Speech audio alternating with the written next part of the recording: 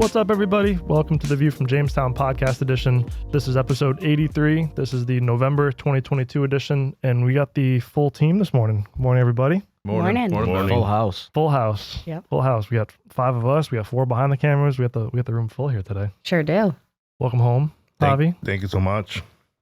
Returning from Vacation. Half and half. Robb had that one right on the tip of his tongue. He knew that was coming. When did you go home? Last night sometime? Yeah, last night at 7. It was a couple weird quick flights. Yep. No bad, because when it's in Argentina or Brazil, that's a long overnight flight. But Mexico's good, quick and easy. Yeah. Well, we'll get to Javi in a minute. But how's everything going? It's going. a lot of excitement. A lot of excitement this morning. Can't believe it's already mid-November. Mid-November. That's wild. Yeah. Crazy. Where did the year go? You know, Thanksgiving's next week. Been a year. It has. Kind of the tale of two halves of the year, it seems, too, as we're Absolutely. having That's a good meetings way and to put it, Ben. Yeah. talking to people this week. Yeah, I would say that's about accurate. It's, the first half of the year was still certainly robust, and the second half has been a bust. I like that. You just came up with that one right Just now? off the top of my head, I'm that good, man. So, I think I smell a title for the podcast. I think so. That might be from robust to bust. Took all of 35 seconds. But yeah, it's mid-November. We've feel like we've had a lot of conversations and meetings and things like that this week, and hearing a lot of the same from a lot of people. You know, the first half was busy, and then stuff sort of seems like it fell off a cliff. Obviously, November and December usually are slower months, but seems like maybe that's started a bit earlier and going to be a quiet remainder of 2022, it seems, for the most part. Yeah, I'd say so. This week and last week we've had some visitors, some domestic visitors, some Europeans. So there's the travel's back and got great feedback about the NACD conference. I know you're going to talk to Ray later about how active that was, and the APLA. We're going to hear from Javi. So we're coming out of unbelievable couple of years in terms of demand and filling that demand to a point now where it's just really fallen off a cliff. And so there's been a lot of shuffling, juggling, and the good news is from TCC perspective is that we've seen a tremendous uptick in samples. We're back to the lab, if you will. There's a lot of people looking at sustainable products, fitting things in where they can. There's a lot of activity on that level, which is interesting because it was more focused on getting stuff out the door, supply chain issues and that. So now people are able to get creative. So that's been exciting to see the last several months, the uptick in demand for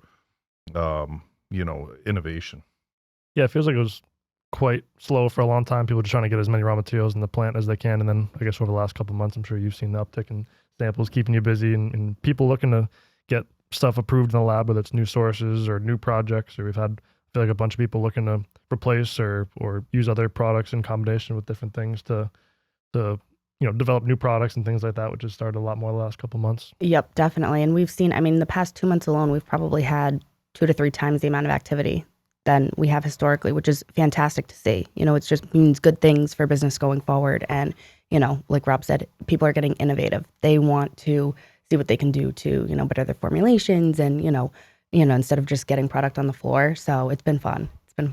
It's almost like the last 2 years has kind of been a stress test for a lot of companies, and they found out what was broken, whether it be single sourced or, so now they're getting some downtime to actually, to fix those problems, it seems. Well, and to your point, it's so funny. The amount of calls and inquiries we get now where people say, well, I have a sole source of supply, but I want a secondary source, and they want to get that approval of a second source before, it just shows how people are thinking down the line, how their supply chains could be affected, and not just panicking if that does happen. They're saying, let's line it up and, let's protect ourselves. Yeah, people realizing that they can't, whether it's a geography they're sourced from or even one supplier in a geography, you got to have a couple of these backup options, have different things approved. Mm-hmm. Regardless of the price, right? Regardless, yeah. Yeah, a little bit more emphasis on price these days versus peak COVID when it was really just buy whatever you can get your hands on, it seems. So Yeah, but there has been like a reshuffling on the geography as well. You know, there has to be, it has to come. Now people are looking at other places in the world, not only regional. They have opened up their channels for sure. Yeah, I feel like times like this when stuff gets really difficult, places like Latin America almost do a little bit better because they're used to having to buy imports and bringing product in, looking at lead times. Yeah. So if companies in the U.S. have only bought from U.S. sources, they don't, they don't have the capabilities to be able to plan versus a lot of Latin American companies have that capability, it seems. For sure. Yeah. Well, I mean, we're in a new cycle, and the cycles change more often now. I think that's what people have to, really understand is that they're shorter cycles. And, maybe it's the selling cycle and the buying cycle, and those are tightening and becoming more often and becoming more extreme. So right now we're in the buying cycle, if you will, where the favor is with them, with Europe economy really in the pits, and China even worse. So those cycles are tighter and far more extreme. Yeah, it's been interesting talking to different people in different segments too. You see automotive and construction still a bit slower. Some other industries doing a little bit better. I think there's a big delta in different geographies too. It seems like the U.S. is obviously doing a bit better than Europe and Asia with demand, and everyone's, with the U.S. doing relatively better than others. People are looking to move product here, put raw materials here. It's increased the competition here, and seems like it will coming into next year. So it's interesting times. Yeah, luckily we got the tariffs as some protection from Asian imports right now. Europe is suffering from a massive amount. I mean, we've mentioned it in prior podcasts, but it's really becoming evident now. There's just a glut of Asian product now available in Europe, and it's really like making the domestic players suffer tremendously. Bet you never thought you'd say that. Luckily, we have the tariffs. I bet you never thought that sentence would come out. I think it's been an important thing, and I think there's consideration in Europe of doing something similar. Yeah, would make sense. If they can get through their bureaucracy to make that decision and get everybody on board, I think that it would be a prudent thing to do. Yeah, that's the difficult part, to get so many players on board. To get the majority. So many countries. Yeah. Mm-hmm. I mean, it's a good idea, but you have to get everybody to agree on it. Yeah. Yeah. Obviously, it didn't go over all that well when it went into effect here, but obviously, however long it's been, 2 years, I guess now it seems like it's shaken out. Two administrations now have kept it in place, and there doesn't. I mean, there's some exceptions that we're going to see in the new year, but for things that aren't manufactured here domestically, but it's going to remain in place. Yeah. So obviously, we talked a lot about Europe and Asia this week. Javi is just returning from the APLA. Yes. Vacation. Last vacation, yeah. Talk to us about APLA. How are your meetings down there? What's the general sentiment? How warm is the ocean? all the pressing things we need to know. Yeah, the ocean was warm. Okay. the pool was good. The drinks were okay, and but we had a full schedule. It was me and Steve Friedwell from TCC. Steve's still there. He's got some more meetings. But I'm back, and it was good. I mean, a lot of the same concerns we're seeing in the U.S., but in the same time, we see things with a lot of optimism. We see a lot of opportunity. This is a time to strike. So we see people are happy to be there because there wasn't meetings for a couple of years, so the attendance was good, and everyone was just meeting everybody and. The hotel was horrible. Yeah. The layout, the way they organized it was horrible. I have to say it. And they didn't allow meetings. They put like little paper things, reserved for guests only, so you didn't have anywhere to meet. You have to walk around, and it was horrible. You had to go to the pool. I mean, it's the only place that was open. Or the bar. So the organization was bad. I have to say it, and everyone was complaining about it. I'm not the only one, but. And we don't go to any of the. We register, but we don't go to any of the of the events. We just go to meet people and meet our customers, meet our suppliers, and meet our hopefully our future customers and suppliers as well. So people are worried, but they see a lot of opportunity, and they see a lot of optimism for 2021. I think that's 23. 2021. Where was that? You're going back in time right now. Yeah, sorry, for 2023, and people are happy. People are happy and looking forward to the next year. And it was well attended. There weren't concerns about either COVID or people not spending money to travel with stuff being slow. No. People are worrying about their inventories. People see Asia with a problem with all the prices coming down. But everything, I think Asia just hit rock bottom on prices. I think they're gonna rebound because all the inventories are already gone. Yeah, and I feel like you live life 8 weeks ahead of time because you're always looking at imports and planning future imports. So how stuff? Do you have an idea of how things are looking moving for January? Things are moving already. We have already orders in place for January. We're talking about February already. Yeah.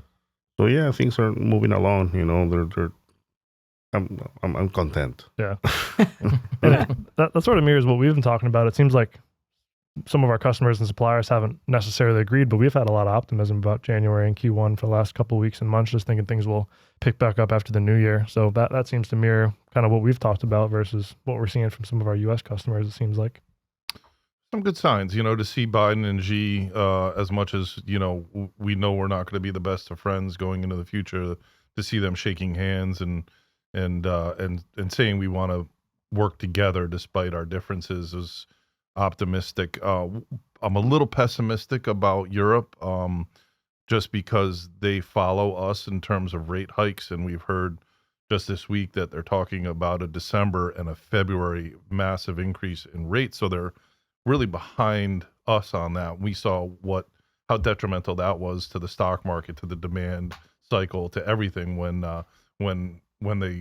there was a really large concern of high interest rate hikes. So now they're following us. We also heard that the inflation levels at 11%, not just in Britain, but throughout the whole of Europe, and that's higher than we are. And we're now peaking and going back down, and obviously we're seeing it. That's going to continue, at least on petrochemical products and things like that. So a little concerned about that, but I really think that we're at such a low right now in China.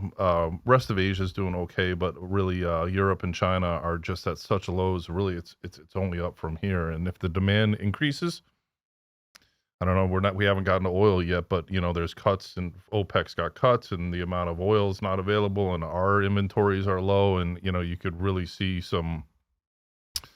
Also all the derivatives are at very low. So, but anyway, back to the original point, we're optimistic. We're optimistic for next year because frankly, the fourth quarter is a dog. Yeah. Yeah. One other good event that we go to on a regular basis are certainly the NACD events, so the National Association of Chemical Distributors. So our own Ray Altenburger was out at the national meeting, annual meeting in San Diego. Yep. So he was there last week. Luckily, we have him at the offices here today. So we'll give it over to Ray and hear how the NACD was. Morning, Ray. How you doing? I'm doing great. How you doing, Ben? Doing very well. Welcome to the podcast. It's my first. Can't believe it's taken 83 episodes to get you on here. Exactly. Well, you've tried, but I've evaded things for quite a while. We finally nailed you down. Yeah, We roped you in. I'm looking forward to it. Why don't we start things off? You want to give a little introduction on yourself, your background, and then how you came to find TCC and what you do day to day here now. Oh, how did I come to find TCC? Keep in mind we got places to be. It's almost lunchtime. So Okay. I'm just kidding. I'll give you the short story. Actually, I got a phone call from Nick Roach a number of years ago when I had just moved into the sales management role at Monsanto for the nylon intermediates business. And Nick, my predecessor, had decided to cut TCC out as a distributor, and Nick called me up and was upset about it. And so anyway, we talked and came up to visit him and then reinstated him, and that started the relationship a number of years ago. But, real quickly, I spent most of my career, 30 plus years, at Monsanto and Solutia. The first half was in plastics, and the second half of the career was in nylon intermediates, which was primarily adipic acid and hexamethylene diamine and other co-products. Left them, did a couple other things, and then I got reconnected with the chemical company. Nick said, "Why don't you come work for us?" And that was about 11 years ago. So I've been here since then. And at TCC, we all wear a lot of hats, and we do a lot of different things. And a lot of my time is spent on a DIPIC. I can't get away from a DIPIC.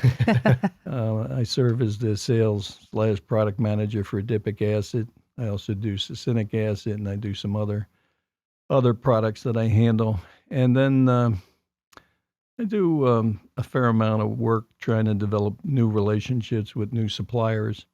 And I've been serving as TCC's representative to the National Association of Chemical Distributors since we signed up as a responsible care partner, distribution partner, I should say, about 9 years ago. So that's a little bit about myself. And moved up to Vermont 2 years ago, so I'm in the metropolitan Quechee, Vermont.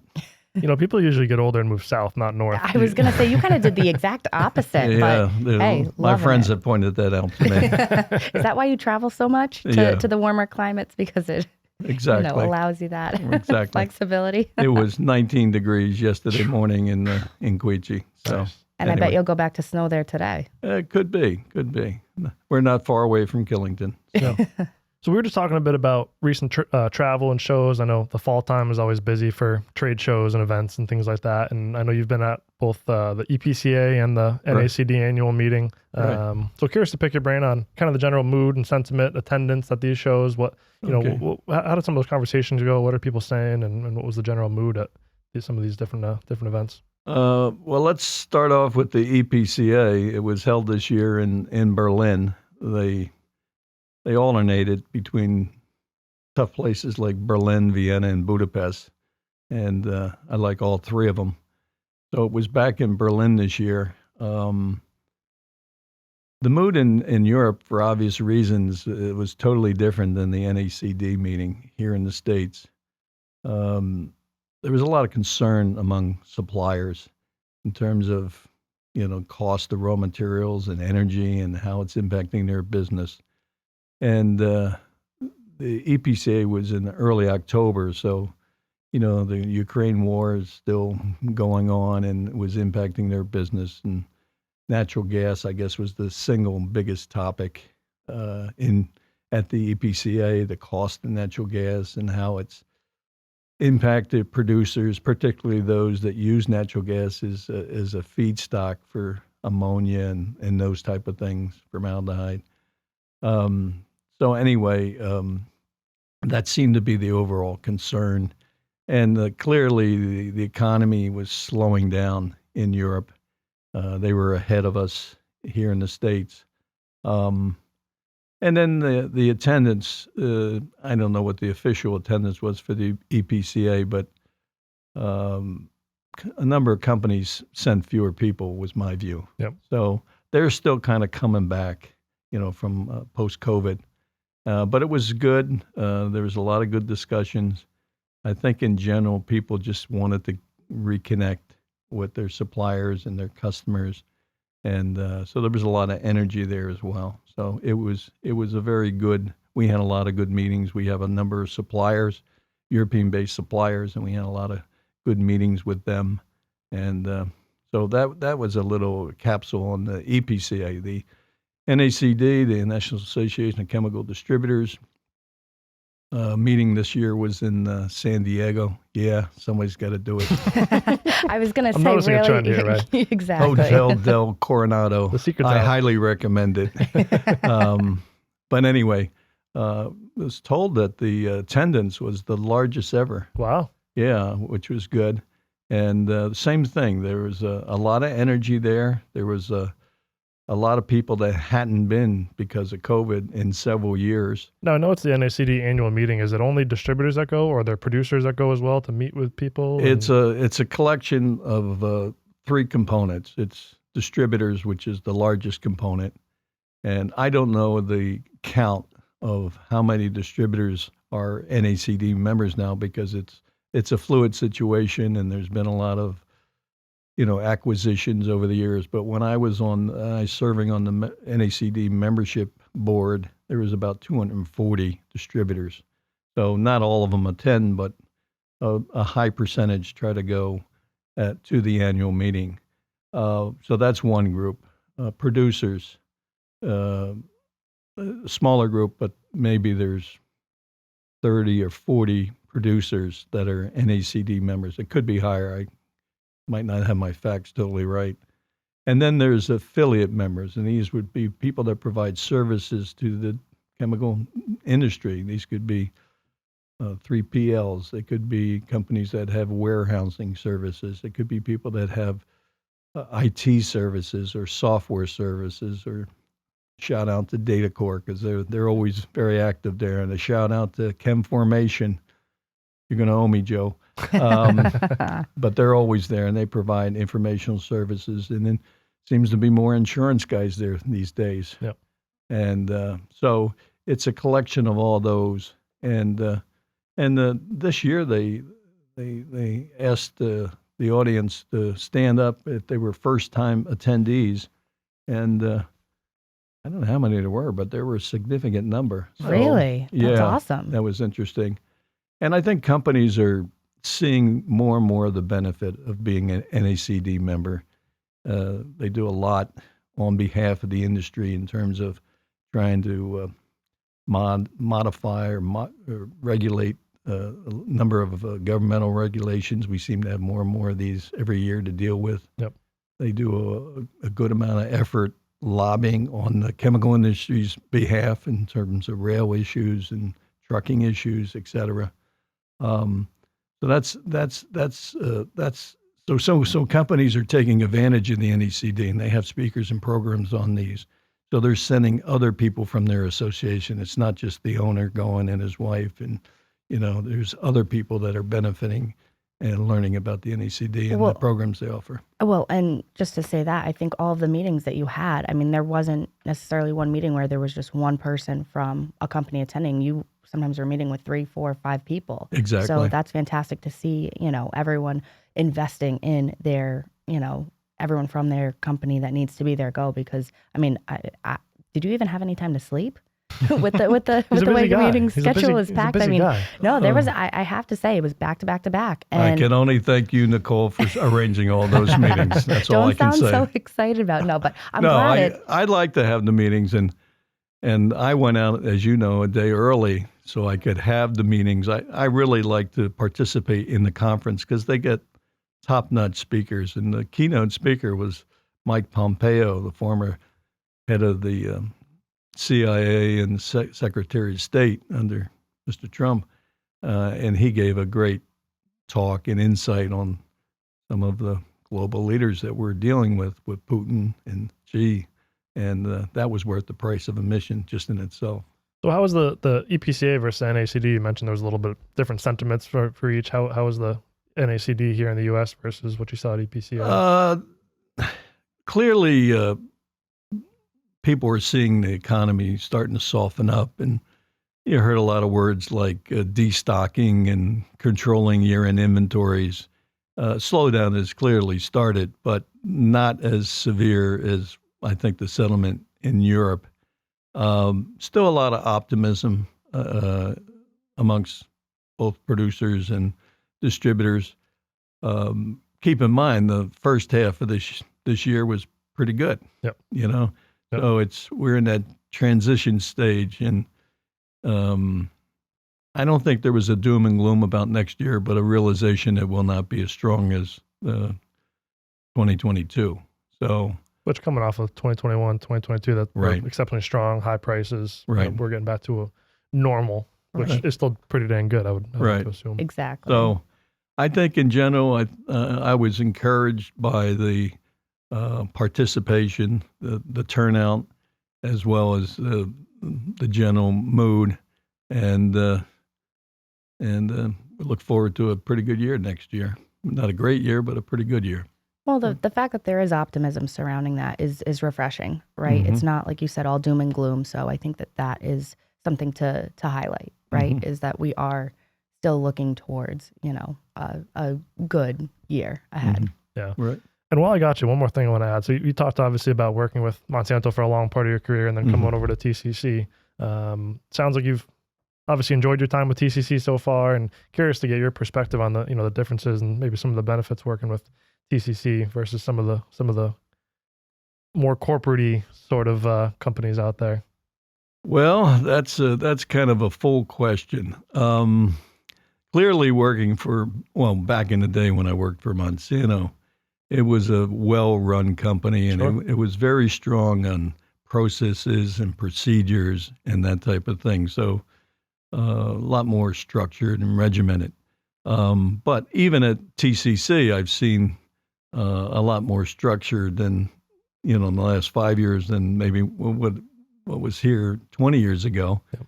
And, one good example of that is the NACD. I mean, to be a member, you have to comply with their responsible distribution guidelines, and it's a pretty comprehensive program, and you have to have all your SOPs in place and practices and procedures nailed down, and TCC has done that, and it's made them a stronger, better company. So, it's not one or the other. The smaller companies are more evolving, getting more sophisticated, and on the other side, the bigger companies, there's a lot less people there. When I was at one point, I was a district sales manager in the plastics division, and I had 7 or 8 sales professionals work for me in the Northeast, and then there were 7 other districts. Today, there's probably 1 national sales manager and maybe 2 salespeople. Yeah. So Crazy. distribution is playing a much bigger role in servicing the marketplace than it did back in those days. So Sure. that's one change. The obvious thing is, every distributor has its style, and I kind of like the TCC style, pretty down to earth, direct, kind of keep it simple, and it's made us successful. So I don't know, nothing's stagnant anymore. You got to evolve, and you got to keep changing, and TCC's done a real good job at that. Well, it's good talking to you, Ray. Glad we finally had you on the episode. We'll be sure to have you on again soon, since you're not all that far away.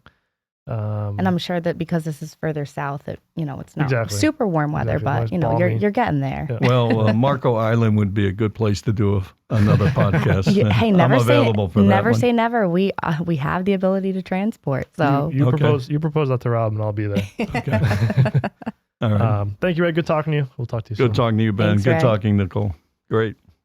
All right, moving on to industry news, supplier news. Couple things going on over the past, one throughout 2022, and one we've been hearing about recently on the butanol side. It sounds like Sasol is still under their FM on butanol. Theoretically, I think we've heard that the plant will restart sometime later this month, so we're still keeping an eye on that. I don't know how much it's actually really impacted the market or our business. I know we may have seen a couple new opportunities come up through it, but that sounds like it's not something that's going to be a long-term thing. But any other big news that you guys are hearing that's impacting things? Well, the Petronas acquisition of Perstorp closed in October. So now that's their one entity. And then you mentioned, AJ, there was a big acquisition in the trucking industry as well. Hennef purchased Coal City Cobb, which I think the logistics guys will speak to more and how that will affect things. But it seems like there's just a massive amount of consolidation on the freight side of things. So Yeah. it's the That continues. Yeah. Yeah.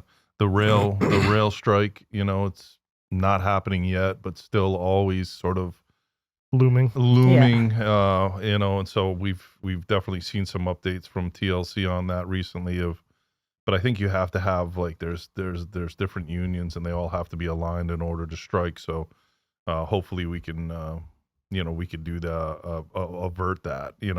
I'll say personally, I've been traveling a lot lately, and there's a lot of construction out there. So the bill that was passed last year for infrastructure is certainly happening. So that's something that's positive to look forward to in 2023, and something that should definitely have an impact. So that was a lot of money going for our infrastructure. So, but other than that, I think that what we're talking about is general to the industry. I mean, polymer demand is extremely soft, coating extremely soft.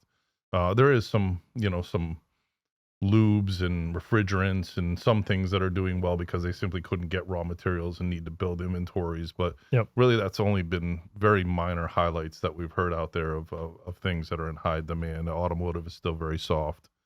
So, and then of course, Musk took over Twitter. So that's, that's been fun to watch. Yeah. But I don't know. Is this the section where we talk about the election? Because I think that was kind of surprising. I mean, the election was, honestly shocking to me because, the economy is really in tough shape right now, and I figured that people would vote more based on that, but they didn't. So we didn't see the predicted red wave, and right now we've got a split House and Congress is what it appears, and so.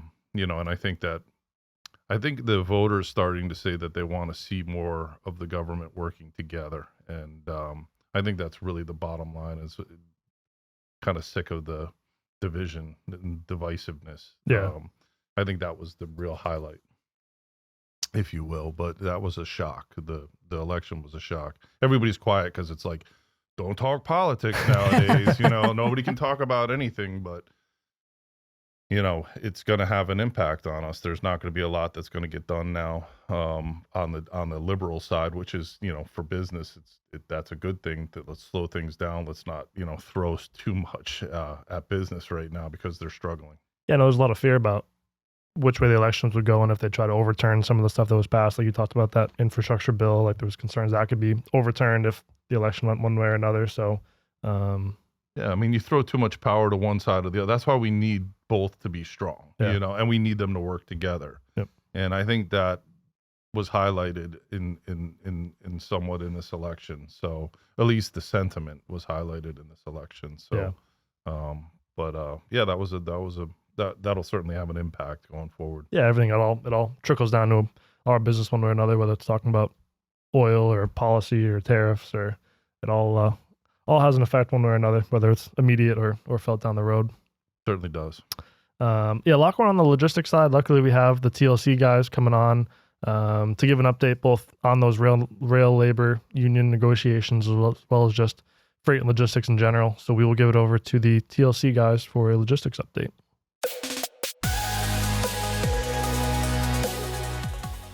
Morning, Joe. Morning, Jamie. How you guys doing? How you doing, man? Doing well. It's been, I guess, a couple episodes we had you guys on. A little bit. How's things going for you guys? Good. Absolutely. Speaking about you personally, not the Bills, right? Oh, right into it. Had to go to it. Right into it. I had to. It's okay. We're still above the Pats, so. It's true. The AFC East freaking rankings, I think everyone has a winning record, right? It's crazy. It's unbelievable. Yeah. It's, I think all 4 teams currently in the playoffs if they were to start tomorrow. So. Even the freaking Dolphins. Yeah. Nuts. Whether we're usually 1 and 2, the Dolphins usually stink. So. I know. A lot of football to play. Very much so. So yeah, looking at logistics, obviously coming into the end of the year, people maybe having some time to plan their supply chains and logistics for next year. Having a lot of conversations, it seems, over the last couple of weeks about supply and demand for next year, especially around rail cars. We've been closely following what's been happening with these union rail negotiations and the threats, or maybe lack thereof threats, of potential strikes going into effect. I know we saw a deadline come and go, I guess a couple months ago now, where the government got involved and essentially didn't allow the strikes to go into place and sort of put a Band-Aid on it and extended some of the deadlines. So what's the most recent updates with the union negotiations and how the rail's been? Yeah, so I mean, right now we're basically, in a little cooling off period again until I think it's early December. And I mean, this is to the point of we've seen this come by before. I mean, it's something that, I mean, they've been negotiating this since 2020 as a whole. Yeah. So this is something that we've seen a few times, and it's just, there's a lot of money, a lot of, earnings, a lot of shipments, all kinds of things on the line for the workers, for the companies involved, the country as a whole, the world as a whole. So it's just something that it's, we've been in a lot of stalemates, but I don't really see anything going too far south in the foreseeable future, just because, again, there's so much on the line for everyone. It's kind of a lose-lose if they do end up in a strike. Right. It seems like the government's kind of showed their hand that they're going to get involved and do what they needed to do to avoid that and keep the rail lines moving. Yeah, and they're right now the proposals on the table are, record increases in wages, whether or not, that is as high as some would like or higher than others would like. It is what's on the table. So, but can be argued that it's deserved. Yeah, for sure. Yeah, especially when the strike was impending. There's all these articles coming out about how important it is and how much freight moves through the rail and how many trucks you'd need to replace the rail. It's incredible. Yeah, it's unsung heroes. Yeah, it's kind of the heartbeat of the American economy. Yeah, absolutely. Yeah, you can't just switch that valve over to say all these trucks get on the road. Yeah, Yeah. And thinking about next year, have you started seeing anything either on like the insurance side of things or just general rail price increases? How line hauls have been on the rail? Things getting more expensive, staying relatively flat. Things definitely got more expensive earlier in the year, but I think things have kind of leveled out recently. Demand has stayed. Cars honestly have been fairly tight for a little while now. I don't know that that's really falling off. I know we've looked at it from different perspectives, and I think a lot of folks see like Q1 picking back up, which when you look at rail cars and anything like that, rail cars, tank farms, anything like that, you're looking at the long-term picture. So they normally don't really soften up on the short term. Like, it's dipped for a couple months. They look at it as, well, that lease really won't go into effect. If you lease now, it won't go into effect until Q1. Yeah. So they look at it from the Q1 perspective and just the next year, 2, 3, 10 as a whole. Yeah, you probably see like trucking is a better short-term indicator on how busy stuff is. Rail sort of stays. It's more of a longer-term picture. Yeah, for sure. Especially from the leasing perspective. I mean, when you're looking at intermodal versus trucking, right now, intermodal is highly competitive because the entire freight industry is cooling off right now and everybody's desperate to try and fill capacity. So, yeah, we've had a lot of conversations, it seems, this week, people talking about getting back to like what the actual demand is. Like when COVID started, trucking was difficult. Everyone all of a sudden starts evaluating rail, and now maybe some of that's coming off. Like, who are the actual people that are going to want to be using rail as a logistics mode regularly versus who just opportunistically tried to jump into it and use it more? Yeah, I think right now what you're seeing is like the cooling off between, like, as Joe mentioned, like the intermodal and the transload type opportunities. I mean, if you're looking at more of like a terminal operation, that's still something that's going to work for you. Yep. But in terms of, just being more cost effective on, truck versus trucking and transload, you're in that period where you really want to be going direct rail shipments if you can.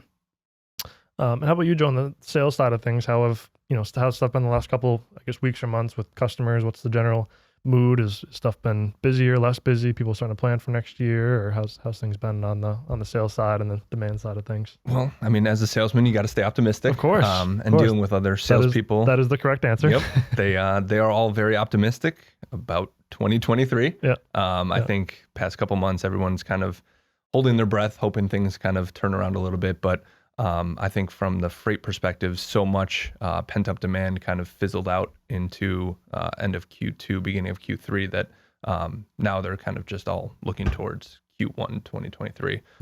That being said, we have had a ton of warehousing, repackaging, transloading opportunities come in as people start stocking up their inventory. So the TLC team does a wonderful job of having a diverse portfolio of all those contacts. So as those kind of have taken over, the longer liquid bulk opportunities. I think a lot of shippers are going directly to some of the carriers for that type of stuff and revisiting their contracted rates, whereas the spot market's starting to cool off in that regard. But looking towards 2023, I think everyone's really hopeful that market's going to really start picking up again as the shipments really start coming in. How about on the pricing side? Like Jamie, on the operations side, have you seen line hauls and pricing coming up? And Joe, have you seen like you've had to meet more competitive situations? Have you seen better rates out there that, stuff's been a little bit tighter? Is it's still absolutely. kind of, Yeah, everybody's bottom line is at top of mind right now as they end the year. So there's not as much wiggle room as far as what line hauls because everyone's so price conscious at this point. Yeah, I mean, I would say that line hauls, some things have been softening up a little bit on pricing because of that, because of the downward pressure that Joe, just mentioned. Yep.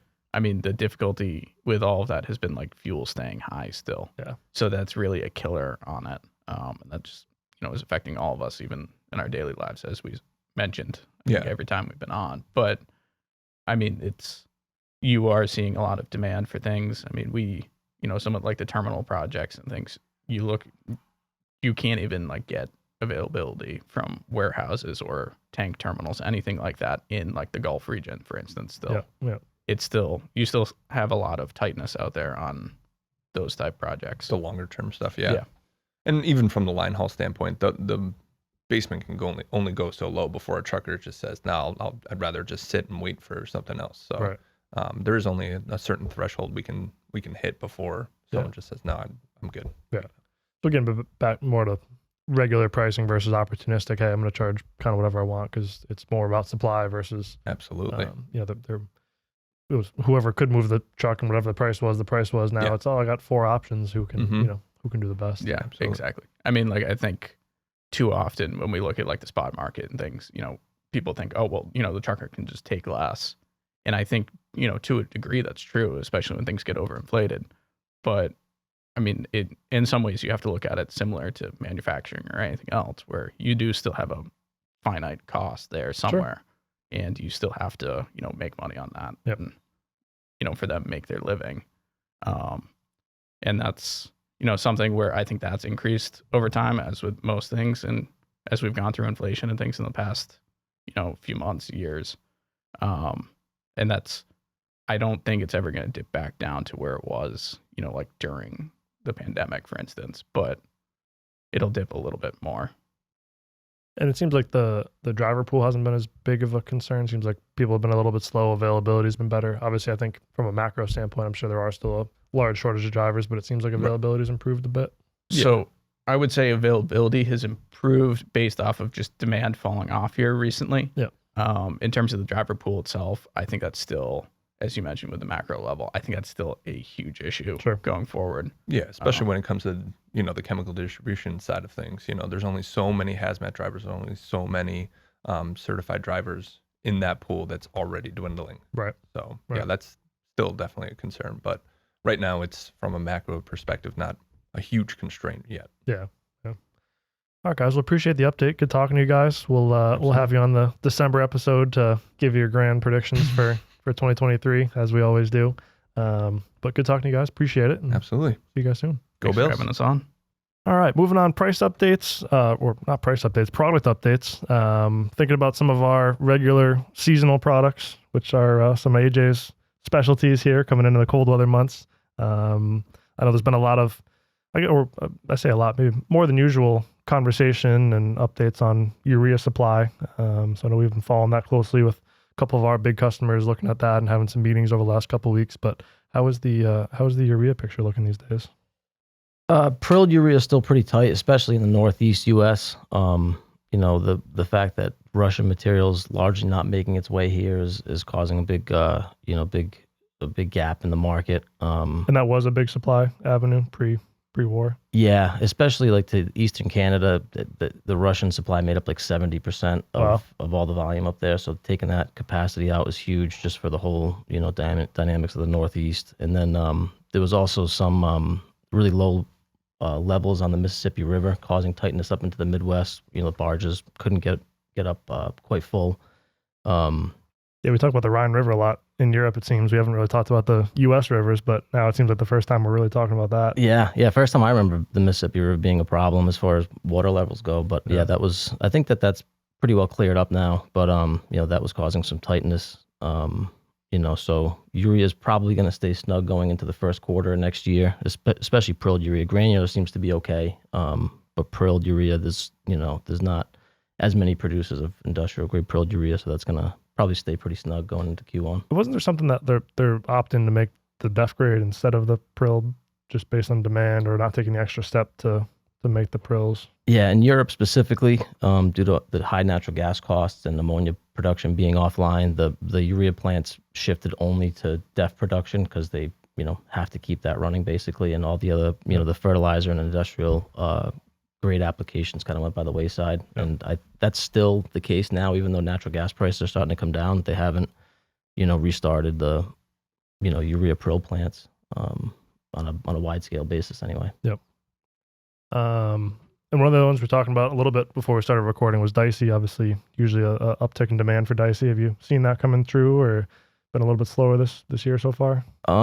We're seeing the usual seasonal demand start to pick up. You know, folks have been placing orders for their Q1, their Q1 requirements when they start blending for their spring planting season. Yep. Dicey this year was exempt from the tariff, and we haven't seen any conversation around that exemption being extended into next year. So we're expecting the tariff to come back, the 25% to come back for January. For all products that, not just Dicey, obviously, it seems like all the exemptions will be Oh, wow. discontinued. Yeah, or Wow. lapse. I don't know if I don't think they're going to discontinue it, but they just won't renew. Which I think was the case this year. There was a time period where between there was a gap when they renewed it. So I think that's hopefully going to be the case next year, but there's no talks around that to this point anyway. Yeah, and I'm sure that's been interesting talking to customers on, do you stock up, do you not stock up? Is it, you're going to pay 25% more or not? It's a big question mark. Yeah. I mean, we're just telling folks it's out of our hands. Like, you need to keep producing the stuff. You have to keep ordering, but whether it comes in with the 25% or not, we're all in the same boat. Their competitors are in the same boat. So yeah.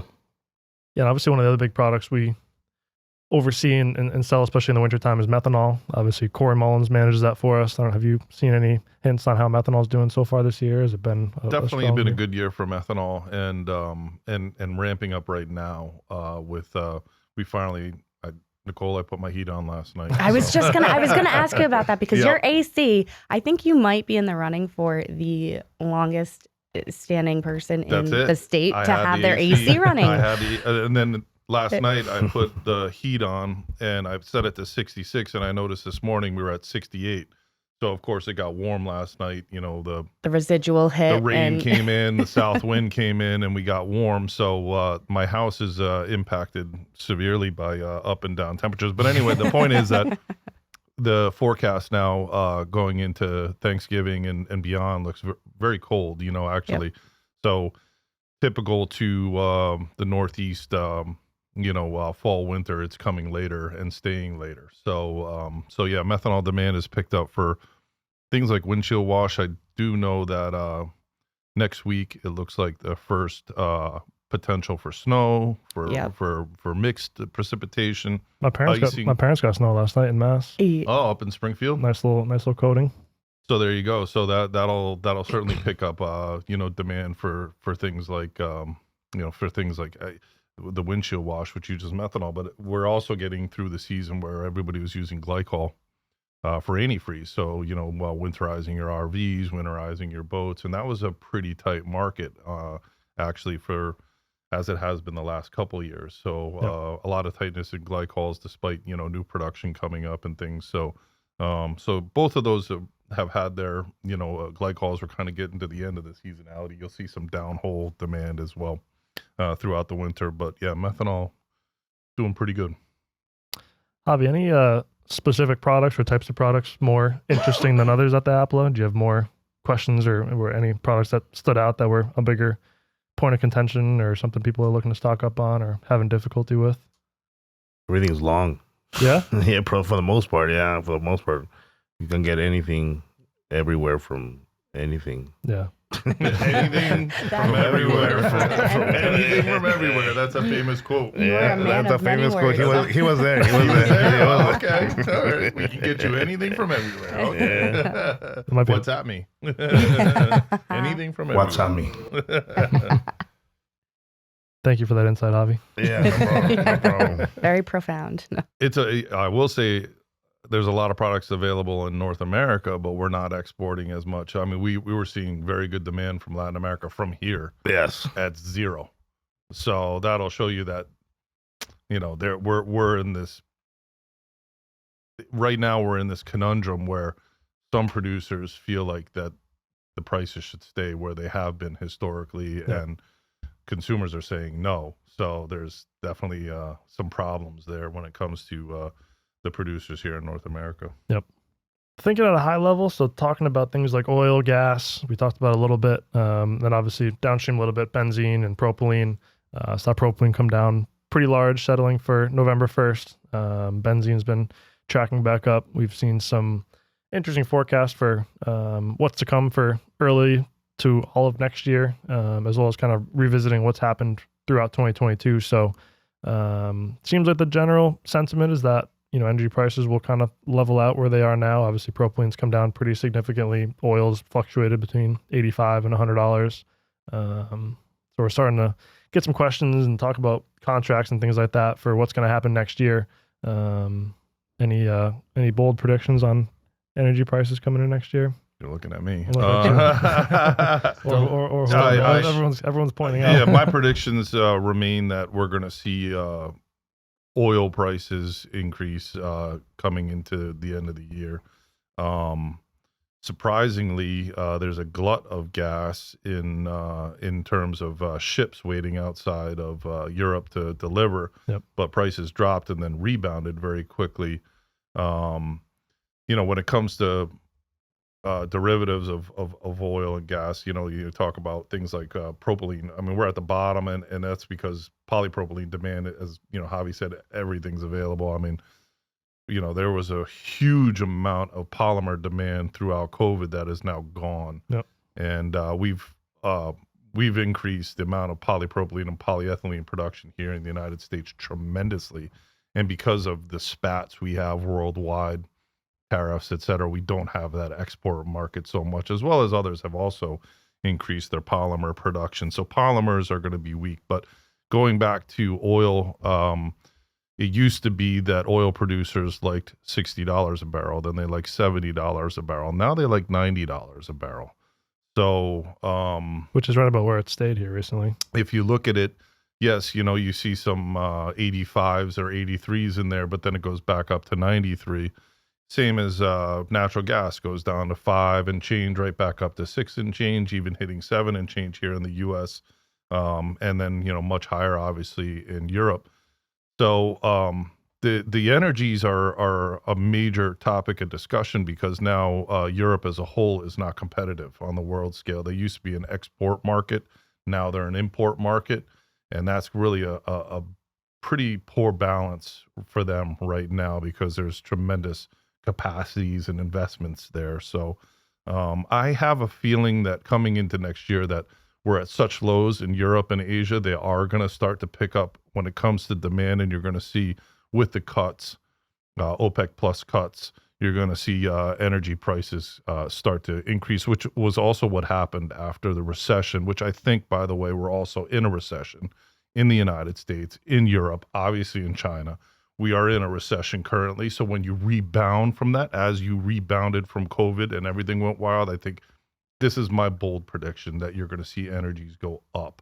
Maybe not natural gas as much because we've got a lot of it. Pasadena's about to reopen in Texas for export. They had a fire and they've been down for quite some time. When that opens, you're going to see a rebound in gas prices. But I think that, you're looking at things that are bottomed. And so at the end of the year for negotiating contracts are certainly in the favor of the buyer, but I think things are going to turn around pretty quickly in 2023. Yeah, it seems like nat gas prices went super high because there was fears of running out essentially, and then now we've heard there's ships sitting offshore waiting to unload natural gas, but prices are going back up again. So it was an interesting supply-demand pricing dynamic, it seems.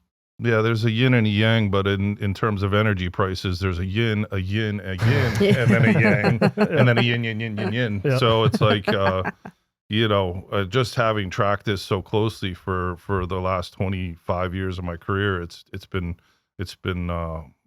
crazy to watch. But I think that we're right now going to hopefully see a resurgence in demand, not probably till second half of the year in Europe, but I think China might really, people want stuff. People want to consume. I think that coming into next year, that'll begin again. Yeah. You guys agree? That was a good explanation. I was just going to say, Rob. Great recap. Well, if you guys want to argue or give it another, I don't mind because I'd love to be wrong about some things. That's for sure. But we'll just have to wait and see. AJ's got some charts going on here. Just looking. It's kind of interesting. Maybe we can add this to the screen. But we're talking about the European natural gas prices being low right now, quote unquote, but it's 3x what it was historically, pre 2021. So like, what is this value right here? Like when this it was is 50. €6 per megawatt hour. Now it's Yeah, I was talking to 100, one of the Europeans, 11. and he told me that today's 111. his energy bill so it's still went very from expensive. 300 to 1,600 euro. Oh my Lanta. Who is this? A guy from Europe. He said, like, listen to this one, Javi. I'm like, what happened? It's like, my energy bill went from 300 to 1,600 euro in 1 month. And that was an actual, not estimated bill, No, correct? correct. that was an actual bill. He's like, I don't know. He's like, now I'm telling everybody to put sweaters now. Bundle up. Yep. Bundle up. Sounds like my Amazon bill. But yeah, we'll definitely put this up because you're right. We talk about like relatively low. Like, yeah, it's relatively low. It's still, would you say 10x, 6x what it historically still- had been? Yeah, like if you look at the mid 2021, it was 34 euros per megawatt hour. Now it's 114, What was which that? is quote unquote it's a lot lower than it's been recently, but it's still historically very, very high. What I was mean, that? going back to your urea, I mean, who's going to produce urea is derived from a syngas process, so Yeah. taking natural gas and turning it into urea is about as basic as it gets. And we're very dependent upon that. And of course, they're going to keep the DEF flowing. I mean, Yep. it's funny, go back, this summer, we predicted a DEF shortage. Remember that? Well, there's not a DEF shortage because they want to keep scrubbing the NOx, from diesel Right. and trucks. But, now there's a prilled urea shortage, because it's all going to DEF. But, the impacts come no matter what. I mean, it may not be exactly on DEF, it's on prilled, but, it makes sense. Why do you want to prill it when you just keep it in solution and sell it and burn it, so. In a lot of cases, those DEF and NOx abatement applications are government mandated. Like they can't not use those things, right? Like our trucks will shut down if we don't have DEF in it. Our trucks give, you've seen it, the warning. It says you're running out of DEF. You got 12 more miles or you're going to have to go down to 1,500 RPMs at most or whatever. So you have to have DEF. So it's crazy. So that's inflationary in Europe. I mean, that is. 100%. I mean, that's damning for Europeans for consumer demand for everything. If your bill was 300, now it's 1,600. That's a lot of cash going out of your bank account for something that you really can't see. Right. You can feel it. Exactly. It doesn't feel any better if it costs 10x. It still feels like it's 68 Still feels degrees. the same. Yep. Some high quality air coming out of those events, I guess. I mean, must be. All right, wrapping things up. Couple events coming up. It's mid-November, so seems like beginning of the year is always a busier time for trade shows. Starting to do a little bit of planning for the end of the year and beginning part of next year. Yeah, definitely. I mean, I think everyone's kind of excited to look forward and look out to what we've got on the books because, the holidays are always a busy time, right? As you come into the end of the year, but, it's looking out to what, and when you're going to connect and see people again, especially after COVID, like Javi said, everyone at APLA was so excited. And I know as Ray's, mentioned for the NACD update, everyone was so excited to be out. And I think that we're going to see that continue through all of next year. That's a big thing too, is the events are all great, but if nobody goes, it's not worthwhile. So it's good to hear that the APLA is well attended. Yeah, well attended. Bad Bad organization, but well attended. We're looking for the Compounders Conference in a couple weeks here. And then thinking about next year, the World of Concrete, the Chemicals America show, and new locations. So a couple exciting things coming up next year. We're excited to get back out, travel, and hopefully these events remain well attended. Hopefully the some slowdown in business doesn't negatively impact people traveling. I know we talked about that, I think, on a recent episode. When stuff starts to pull back, people stop traveling and going out to meet people. But that's the more important time to do such things. Yeah. Well, and if there's any events that anyone's going to be at and they want to set up a meeting, just send us a note, events@thechemco.com, and we'll be happy to get it in the schedule. So, very much so. And our events are all listed on our website as well. So check it out. Yes, they are. So we got this last slide here, Rob. You want to talk through this new sort of brand new campaign we've got, or new tagline within TCC? Well, yeah. I mean, it was something that we discussed the other day. We just, obviously we got some great people within the organizations, and we're starting a new campaign or naming the campaign of getting information out about our people called Human Chemistry. And, it's really what our business is all about. It's about creating relationships and improving supply and supply chains through these relationships. So human chemistry is probably one of the most important aspects of our business. So, and we talk about it a lot. It's probably the things that keep smiles on our faces. So congratulations to Jess Still of Kettlebottom Creative, who just got married last week. And, there's been, a lot of ramp up to Thanksgiving. So everybody's excited for next week for Thanksgiving. So we get some time to spend with our friends and family. So I think that's really important. And it's also really good to hear that NACD, APLA was robust and people are there because we really need to make these connections again and leave COVID in the dust behind us.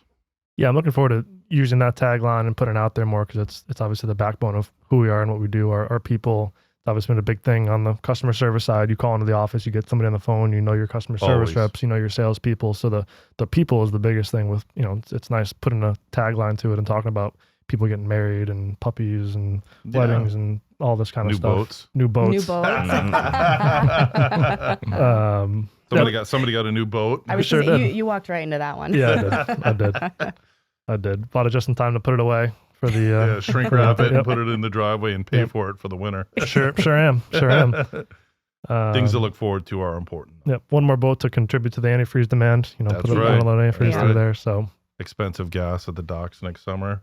hopefully it comes down. We didn't mention that diesel right now is over $6 a gallon. Crazy. So fuel surcharges. I'm sure logistics company will talk about it, but Even the delta just between like regular gas, like 87 and 89, like I feel like it used to be like 10 cents, 20 cents. Now it's like remember it was it's parity. like it's like 80 cents. yeah. Like Abby's Jeep is we put 89 or 91 in it. It's like a You 70 cent shouldn't do difference. that. 87 every time. It's Crazy. a ripoff.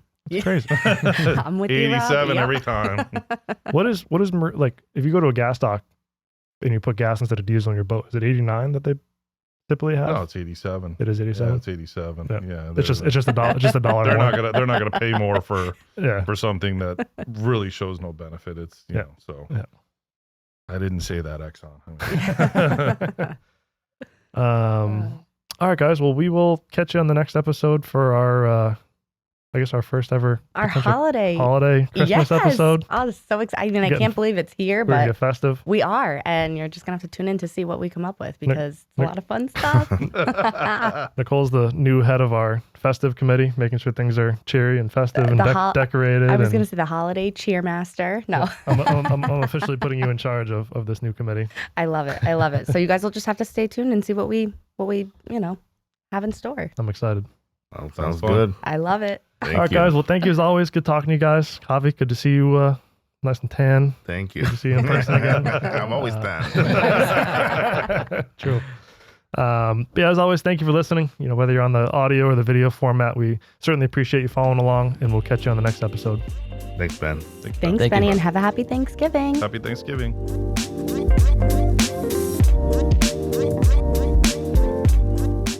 Thank you for streaming the View from Jamestown podcast edition. Like and subscribe for more.